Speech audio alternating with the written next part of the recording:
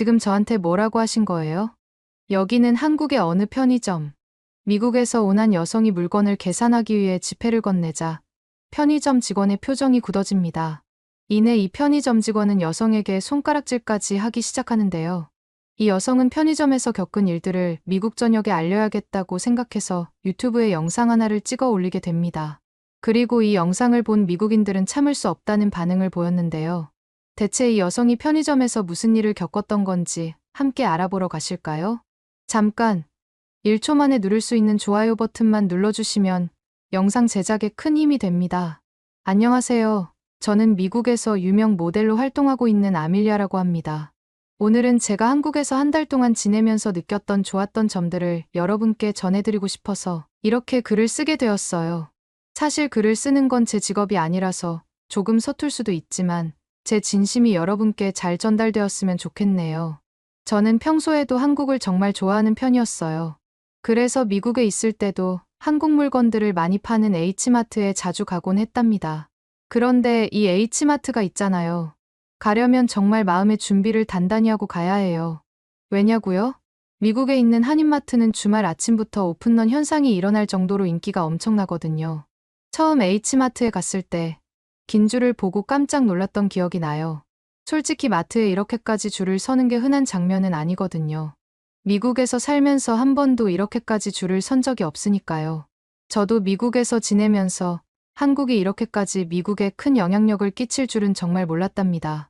H마트도 지금은 이렇게 큰 규모를 자랑하고 있지만 처음에는 그저 김치와 두부를 파는 작은 슈퍼마켓 정도로 시작했었다고 하더라고요. 사실 예전을 돌이켜보면 한국 물건이나 음식들은 한국을 좋아하는 일부 사람들만 찾는 특별한 것이었는데 제 주위를 살펴보면 오히려 없어서 못 사는 인기 상품이 되었어요. 어떻게 보면 한국 물품들이 이제는 틈새 콘텐츠가 아니라 하나의 문화로 자리 잡았다고 볼 수 있습니다. 미국 사람들한테 한국 물품들은 더 이상 특별한 게 아니라 일상 필수품이 된 거예요. 제 친구 엘리나와 저는 최근에 양념게장에 완전 푹 빠져 있답니다. 처음에 엘리나가 양념게장을 먹어보곤 저한테 계속 먹어보라고 추천하더라고요. 하지만 저는 엘리나가 추천하는 양념게장을 덥석 먹어볼 수 없었어요. 아무래도 양념게장은 거부감 없이 쉽게 접할 수 있는 비주얼이 아니었거든요. 고민하는 저를 보면서 엘리나가 제발 딱 한 입만 먹어보라 해서 먹었는데 그날 이후로 푹 빠진 거랍니다. 처음에는 걔를 그렇게 먹는다는 게 좀 이상하다고 생각했지만 한번 맛을 보고 나니 그 매력에 빠지지 않을 수가 없더라고요.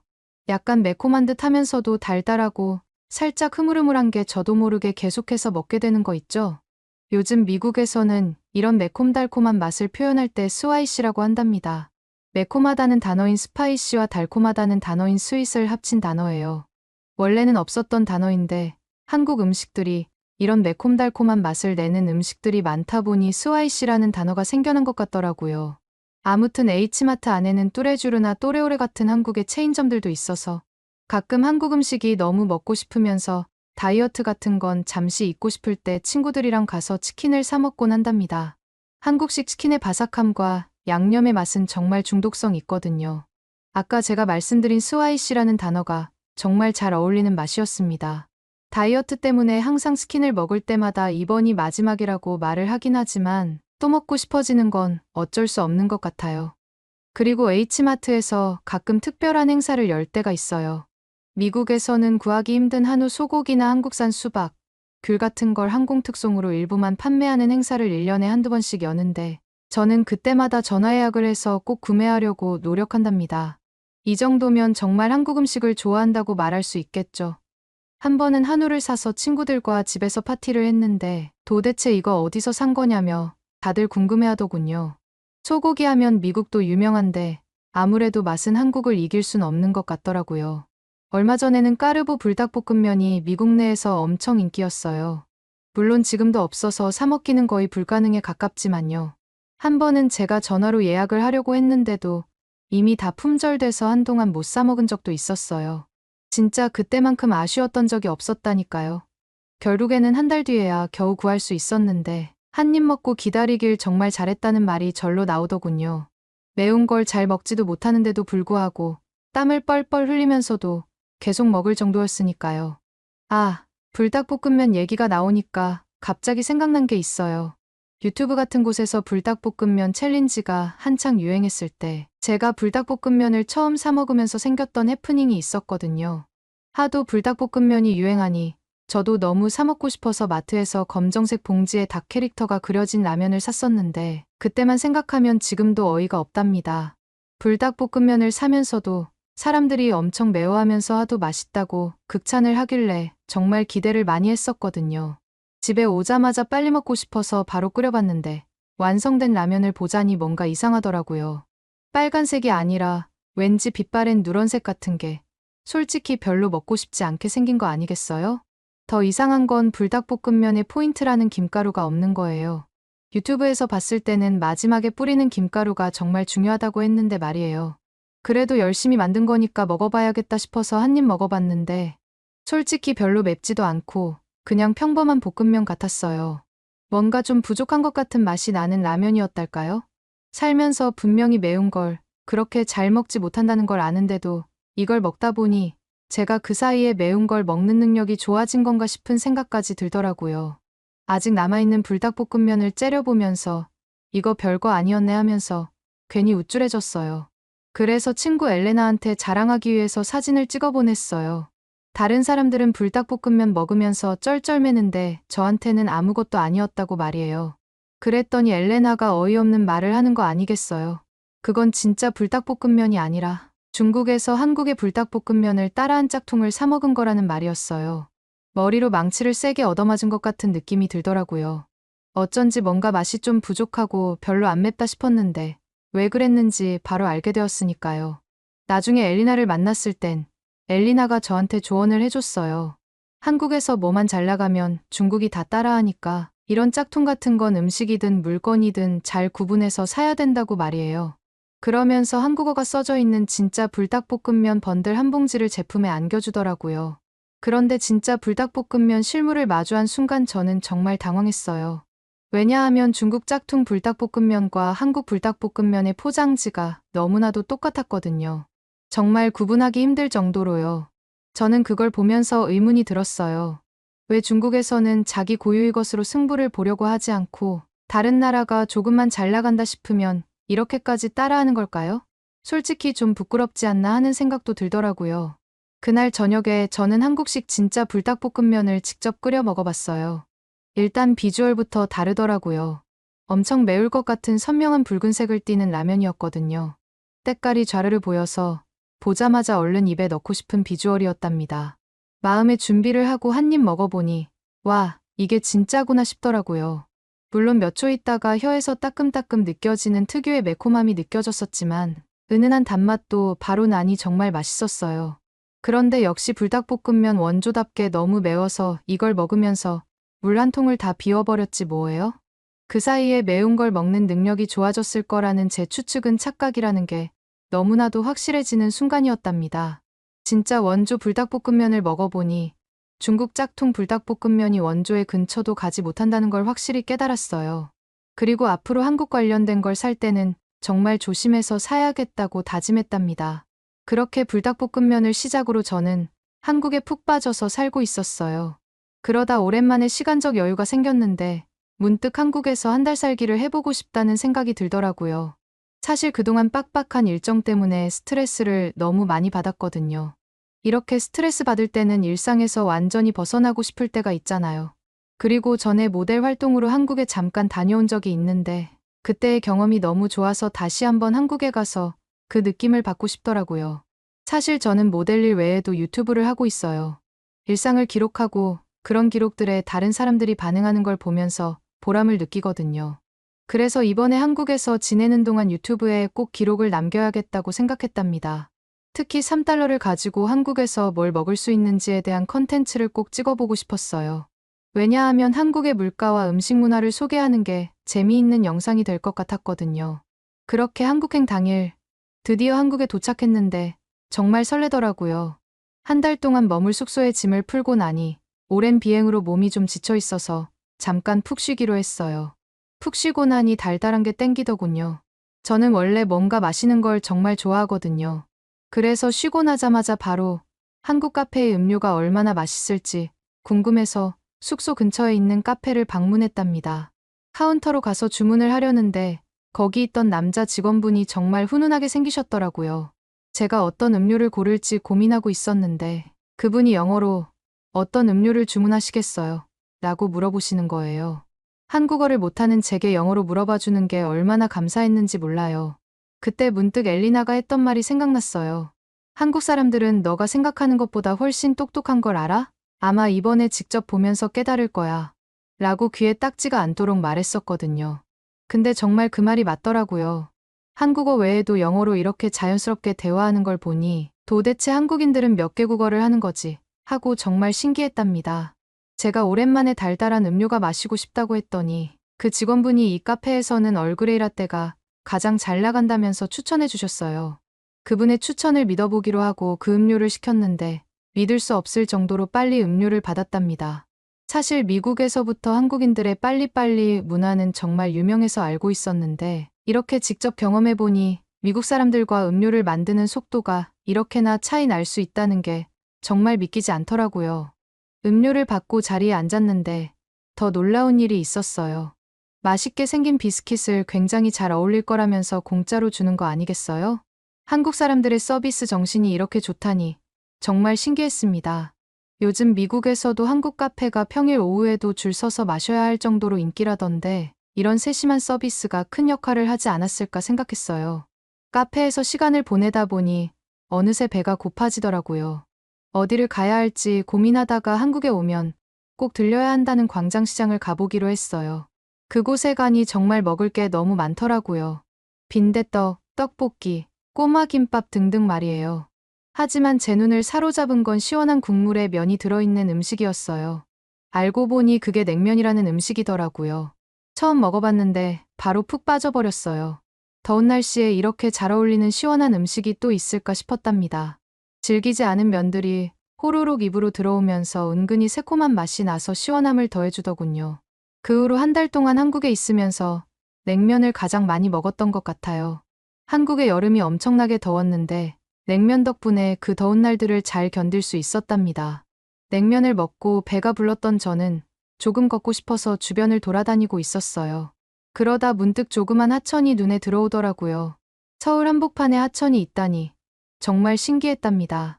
이게 뭘까 싶어서 바로 검색해봤는데 알고 보니 청계천이라는 곳이더라고요. 마침 산책 겸 걸어 다니려고 했는데 하천 옆을 걸으면 더 좋겠다 싶어서 청계천 쪽으로 내려갔어요. 가까이 가서 보니 정말 깨끗하게 관리되고 있는 하천이라는 걸 바로 알 수 있겠더군요. 하천을 따라 쭉 걸으면서 물 한쪽을 보고 있었는데 물고기가 보이는 거 아니겠어요? 서울도 분명히 엄청 큰 도시일 텐데 이렇게 큰 도시 한복판에 이렇게 깨끗한 물에서 물고기가 살 수 있다니 정말 놀랍더라고요. 한국이 도심 주변의 자연을 얼마나 신경 써서 관리하는지 물 색깔만 봐도 알 수 있었어요. 그리고 한국 사람들이 길거리에 쓰레기를 함부로 버리지 않는다는 점도 정말 인상적이었어요.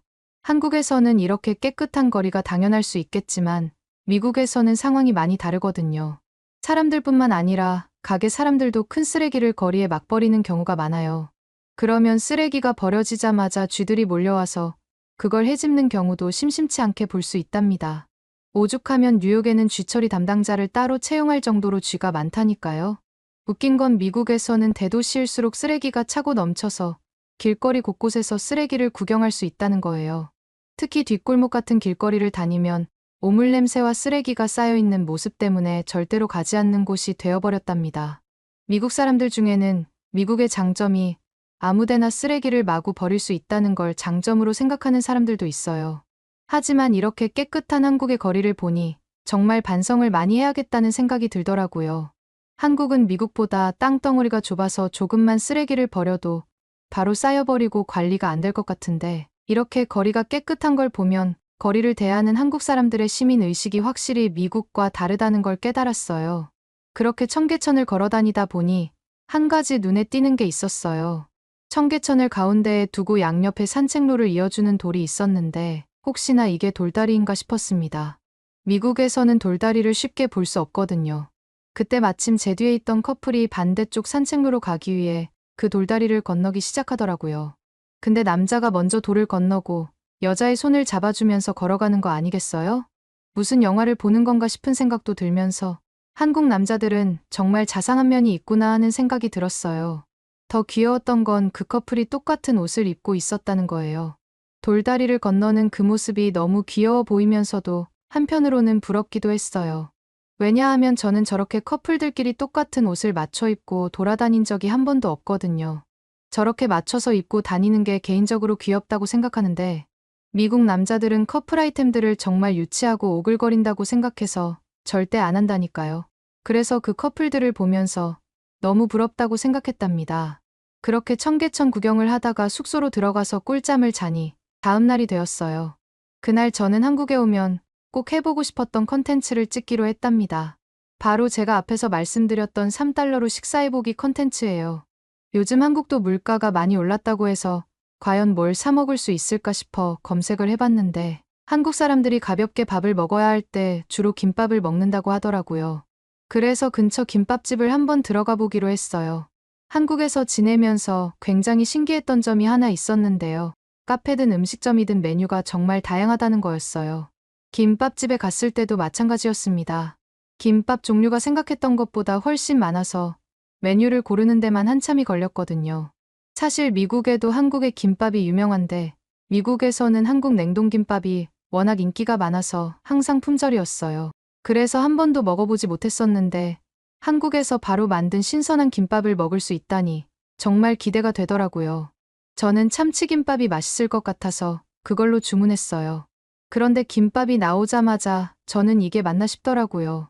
왜냐하면 김밥만 나온 게 아니라 같이 먹을 수 있는 국물이랑 김치가 무료로 함께 나왔거든요. 이런 서비스가 있다니 정말 놀라웠답니다. 김밥만 먹었을 때는 목이 좀 막힐 수 있잖아요. 그런데 국물을 한 숟갈 떠먹으면 그게 싹 해소돼서 참 좋았어요. 그리고 좀 물린다 싶을 때 김치를 얹어 먹으면 이게 바로 환상의 조합이구나 하고 바로 알게 되더라고요. 김밥을 정말 한 입 먹자마자 왜 미국에서 냉동김밥이 항상 품절인지 바로 알 수 있었어요. 그리고 그 냉동김밥은 한국에서 지금 먹고 있는 이 김밥과는 비교가 안 되겠구나 하고 바로 알 수 있겠더군요. 아무리 맛있는 음식이 있어도 한 번 얼린 음식보다는 바로 나온 뜨끈한 음식이 맛있잖아요. 저는 김밥을 먹다 보니 오히려 이 맛있는 김밥을 미국으로 가져갈 수 없다는 게 너무 속상해지더라고요. 그래서 미국으로 돌아가게 되면 어떻게든 냉동김밥이라도 쟁여놔야겠다는 생각을 했답니다. 이 모든 게 3달러도 안 된다는 걸 알고 나니 정말 말도 안 되는 가성비라는 생각을 했어요. 한국에서 이렇게 저렴한 가격에 맛있는 음식을 먹을 수 있다는 게 정말 부러워지더라고요. 그렇게 김밥을 먹고 나와서 돌아다니는데 낮이라 그런지 날씨가 무지 더웠어요. 든든하게 배도 채웠으니 이제 시원한 음료수 하나 마셔야겠다고 생각했습니다. 마침 근처에 편의점도 있어서 바로 들어갔어요. 편의점에 들어가자마자 제일 큰 얼음컵 하나를 짚고 마셔보고 싶은 음료를 고르기 시작했습니다. 한국 편의점에는 카페 못지않게 정말 다양한 음료가 있더라고요. 사실 한국에 와서 정말 좋아하게 된 음료가 있어서 그걸 마실지 고민이 되었어요. 어떤 음료냐고요? 바로 피치 녹차라떼예요. 요즘 제가 완전 꽂혀서 매일 저녁에 숙소로 들어가기 전에 꼭 사들고 가곤 하거든요. 녹차가루에 물을 살짝 타서 아몬드유와 섞고 거기에 복숭아 아이스티를 섞어 먹는 건데요. 처음에는 그냥 호기심에 섞어 먹었는데 우연히 제 인생 음료를 찾아버렸지 뭐예요. 사실 편의점에 와서도 이 음료를 마시고 싶었지만 만드는 게 은근히 손이 많이 가서 편의점에서는 그냥 매일 즐겨 마시는 아이스티를 골랐어요. 그거 말고도 다른 간식거리들을 같이 구매했는데 제가 고른 물건들이 다 합쳐서 5,000원이라고 하더라고요. 그래서 저는 지갑에서 지폐 한 장을 꺼내 편의점 직원에게 내밀었어요. 그런데 편의점 직원분 반응이 좀 이상한 거 아니겠어요? 직원분이 저를 보면서 고개를 절레절레 저으면서 뭔가 안 된다는 표현을 하더라고요. 그러면서 제 지갑에 있는 뭔가를 손가락으로 계속 가리키고 있었어요. 저는 직원분이 도대체 왜 이러시나 싶더라고요. 혹시나 제가 돈을 더 적게 줘서 그러는 건가 싶어서 직원이 지갑 안에 가리키던 지폐 한 장을 더 집어서 넘겨줬어요. 그제서야 직원분이 제가 한 장 더 건네준 지폐를 봤더니 맞다며 끄덕이면서 처음에 받았던 지폐는 돌려주는 거예요. 제가 이 상황이 이해가 안 가서 의아해하는 반응을 보이자 직원분은 wait 이라고 잠깐 외치더니 핸드폰을 잡고 뭔가를 계속하는 것 같았어요. 알고 보니 직원분께서는 번역기 앱에 뭔가를 적고 나서 저에게 보여주시더라고요. 핸드폰에 적혀있는 내용을 본 저는 당황할 수밖에 없었어요. 왜냐하면 제가 지폐를 잘못 준 걸 알려주고 싶었던 모양이더라고요. 5천 원이 넘지 않는 물건이라서 5천 원권만 주면 됐는데 제가 헷갈려서 그 상황에서 5만 원권을 줬던 거라고 말해주시더군요. 그래서 직원분이 제 지갑에 있는 5천 원권을 보고 그걸 달라고 하신 거였어요.